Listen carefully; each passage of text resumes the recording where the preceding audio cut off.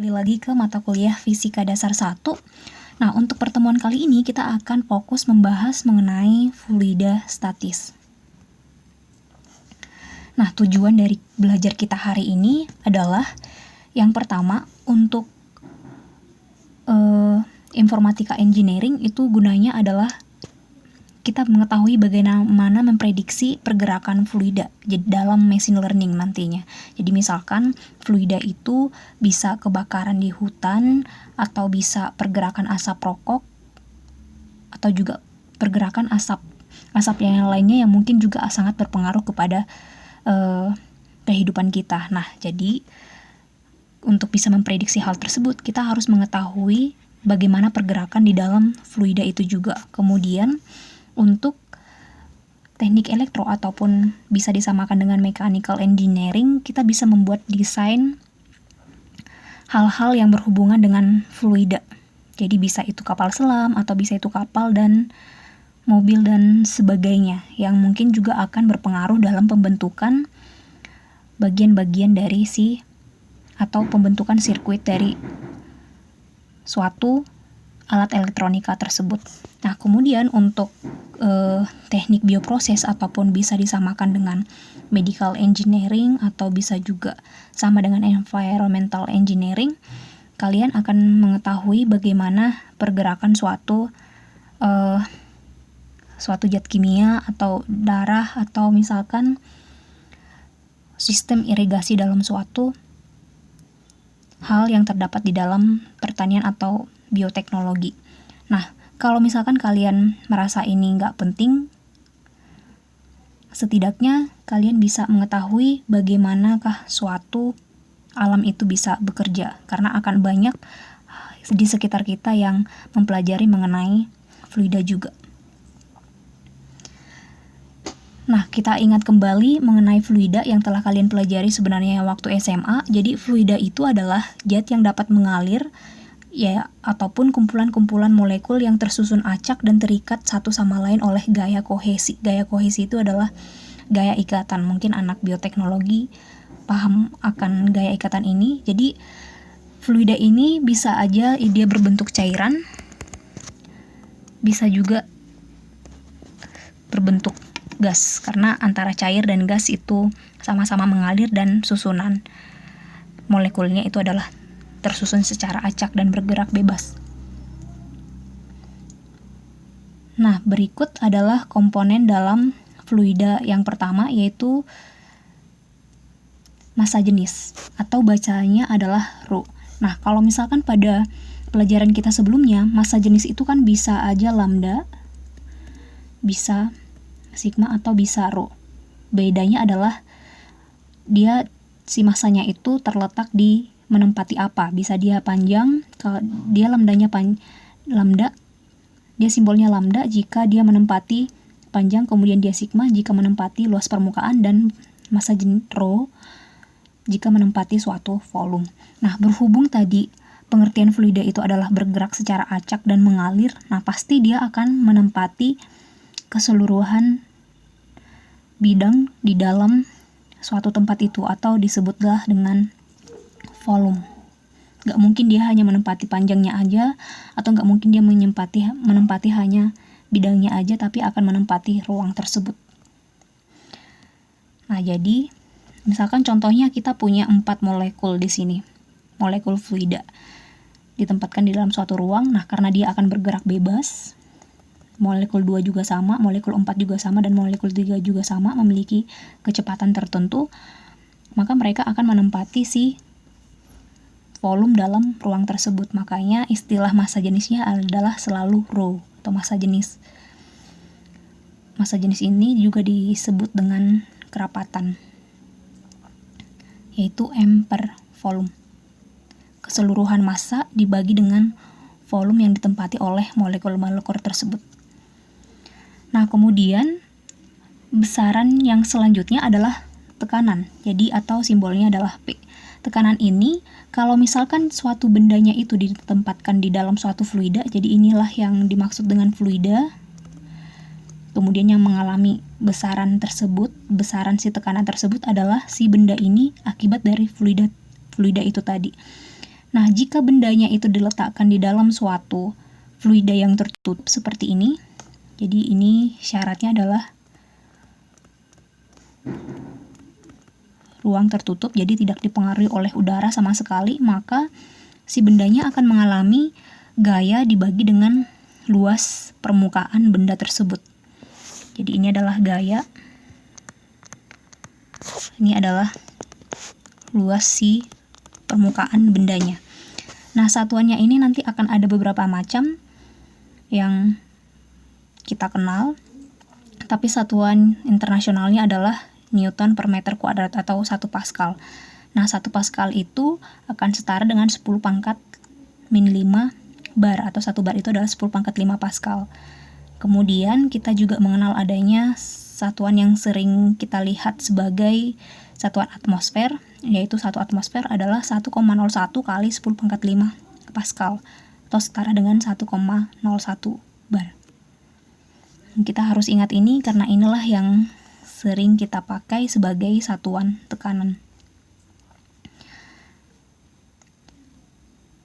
Nah, kemudian bagaimana jika misalkan kita menyelam di dalam suatu kolam renang atau lautan bebas, misalnya seperti gambar ini ya. Kita akan merasakan suatu tekanannya itu akan berubah jika kita di posisi 1 dan di posisi 2. Kalau misalkan dihubungkan dengan yang tadi, F per A, gaya yang kita terima itu adalah gaya dari si air. Misalkan ini, F-nya adalah air. Dan itu pasti akan sama dengan si F1 dan si F2. Kemudian A-nya juga sama. A1 sama dengan A2. Jadi kalau misalkan kita rumuskan di sini, F1 kan sama dengan F2. Karena sama-sama adalah fluidanya sama, tekanan dari air. Kemudian A1 sama dengan A2. Nah, berbedanya harusnya tekanannya sama dong, antara di P1 dan di P2. Nah, ternyata tidak jika terhubung dengan udara atau atmosfer.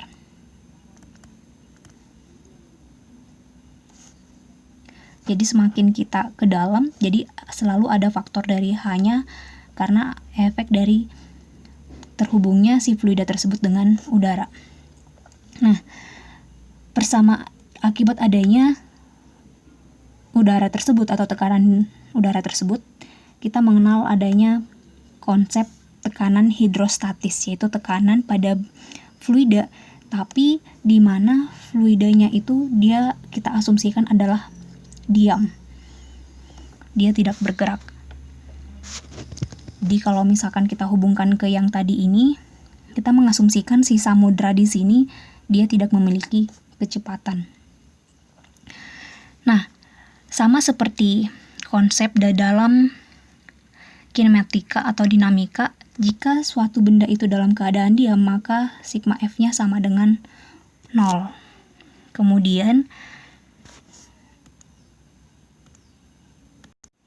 Kemudian jika baloknya itu berukuran menempati suatu berbentuk volume, berarti dia memiliki ukuran dx, dy, dan dz. Jadi kalau misalkan kita buat di sini, bagian yang ini adalah si dx-nya, kemudian yang tingginya itu adalah si dy, dan arah sini itu adalah si dz. Jadi tekanan di atas permukaan fluida itu adalah si P0-nya, yang 1 atm, 1 atmosfer itu tadi. Kemudian tekanan pada bidang atas permukaan, yaitu si P. Karena gayanya itu menekan bagian yang atas, maka terhadap si dx dan dy. Nah, kemudian tekanan di bidang bawah itu karena dia mengalami ketinggian. Jadi misalkan ini adalah dia memiliki ketebalan atau H, atau kita buat di sini adalah si dp-nya, perubahan tekanan akibat perubahan tingginya tersebut, maka pada bidang bawahnya itu tekanannya adalah P ditambah dp dx per dy. Ada tambahan di sini akibat dari ketinggian si bendanya. Kemudian perbedaan tekanan si Fx-nya sama dengan 0 dan sigma Fy-nya sama dengan 0 juga. Karena si Fy-nya itu sama dengan 0 dan totalnya adalah sama dengan 0, maka di bidang Z juga harus sama dengan 0. Jadi kita tuliskan di sini, ini adalah sigma dari FY, kemudian dikurang sigma gaya dari si bidang atasnya, si X lah kita buat. Kemudian ini adalah akibat dari ketinggiannya, maka sama dengan 0. Dituliskan seperti ini nanti akan saling menghilangkan karena perkalian dengan ini. Jadi sisalah dP dx dy dikurang rho g dx dy dz. Nah, ini akan nanti hilang jadi sisalah dP sama dengan rho g dz. Nah, hasil integralnya diperoleh seperti ini. Jadi dapatlah tekanan total yang diterima oleh si benda itu selain dipengaruhi oleh tekanan atmosfer juga dipengaruhi oleh si kedalamannya dari permukaan. Jadi H di sini bukan ketinggian benda tapi kedalamannya.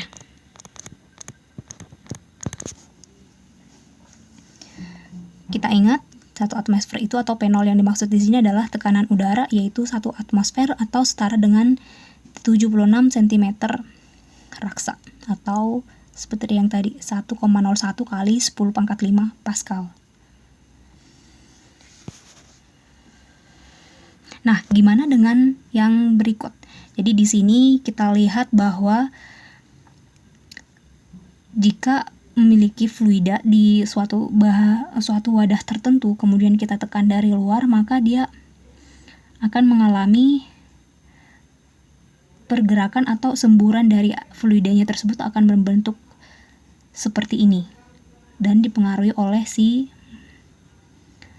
masing-masing lubangnya juga. Nah, di fenomena yang ini tadi berlakulah prinsip Pascal. Jadi masing-masing tekanan yang diberikan oleh yang dikeluarkan oleh masing-masing lubang dalam fluida tersebut itu pasti akan berbeda bergantung dengan si A-nya, meskipun gaya yang diberikan kepada fluida tersebut adalah sama. Nah, dalam prinsip Pascal ini, Pascal menyebutkan bahwa tekanan yang diberikan pada suatu fluida dalam ruang tertutup diteruskan ke segala arah dan sama besar. Jadi misalkan ini adalah 1, ini adalah 2, P di 1 itu akan sama dengan P di 2. Sedangkan ini kan dia tertutup ya, tidak ada udara. Berarti hanya dipengaruhi oleh gayanya dan luas permukaannya. Berarti ini bisa kita buat F per A itu akan sama dengan F per A.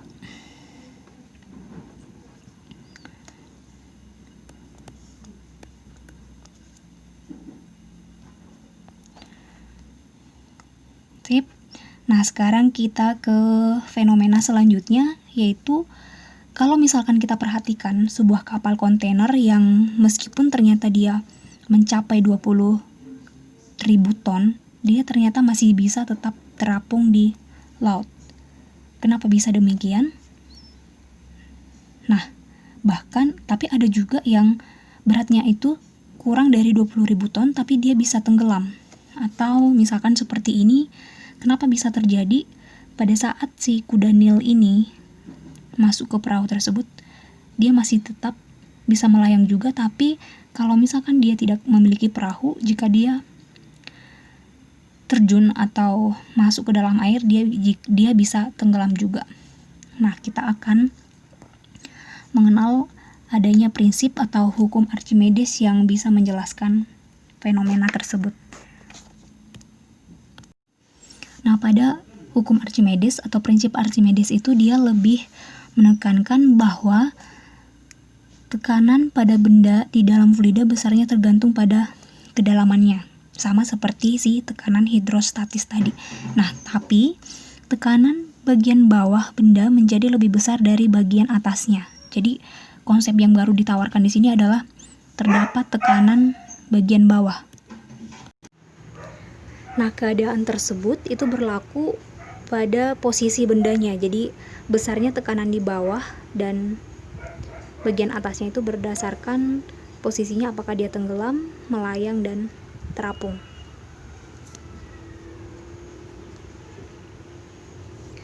Nah, tapi selama bendanya tersebut diam, maka sigma F-nya akan sama juga dengan 0. Sistem gaya yang bekerja antara lain adalah gaya berat fluida, gaya tekan ke atas, dan berat benda.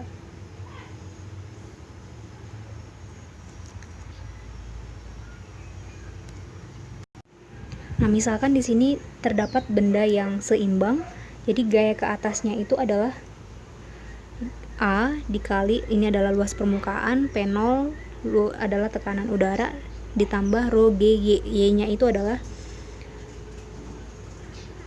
jarak dari dasar sampai ke atas. Kemudian gaya ke bawahnya adalah A P0 plus rho GH, yaitu kedalamannya dia. Kedalaman si benda tersebut dihitung dari tinggi air. Kemudian ditambah dengan gaya beratnya benda, yaitu arahnya ke sini, gaya berat. Nah, selama benda tersebut diam, maka gaya F-nya itu akan sama. Jadi gaya ke atas tadi A P0 ditambah rho GY itu akan sama dengan A P0 plus rho GH plus W.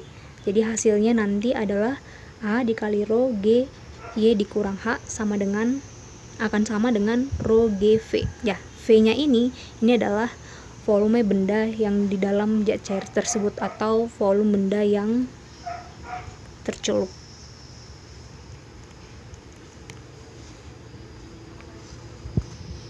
Nah, jika membedakan antara tenggelam dengan posisi benda yang lainnya, jadi pada benda yang posisinya tenggelam, maka rho-nya itu atau massa jenis benda itu pasti lebih besar daripada massa jenis si fluidanya. Kemudian jika bendanya melayang, maka rho benda dan rho fluidanya itu akan sama, dan jika dia terapung artinya gaya berat bendanya itu lebih kecil daripada gaya ke atas oleh fluida tersebut. Nah, demikianlah untuk materinya. Untuk soal-soal yang terdapat di dalam slide kita akan bahas pada sesi selanjutnya, atau bisa kalian latih terlebih dahulu.